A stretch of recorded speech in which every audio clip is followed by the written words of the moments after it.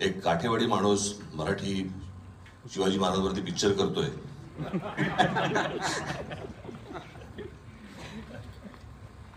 खरं तर मी ट्रेलर बघताना मला सुचत होतं की महेश कोठारेनं सांगितलं पाहिजे खरं तर झपाटेला 2 हा चित्रपट महेश मांजरेकर वरती काढावा त्यांनी.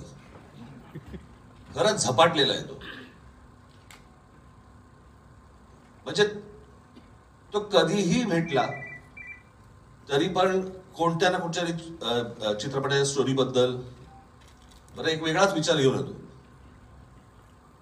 मागे तो कुठला चित्रपट आपला वेडात मराठी वीर दौडले साथ, जे पाहतो ते भव्य पाहतो. म्हणजे आमच्यामधला एक अत्यंत कॉमन गोष्ट अशी आहे की आम्ही दोघेही ज्या गोष्टी पाहतो त्या भव्य पाहतो.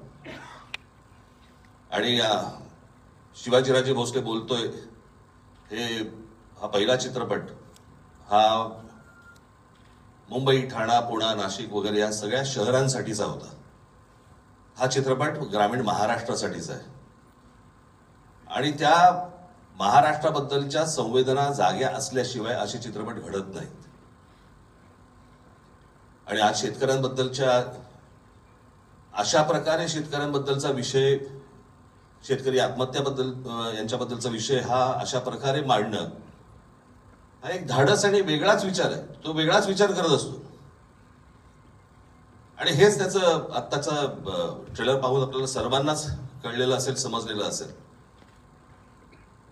मी दरवेळेला मागे पण म्हटलं होतं की हिंदी चित्रपट सृष्टीमधले यश चोपडा तसे मराठी चित्रपट सृष्टीमधले महेश मांजरेकर एवढं निश्चित आहे.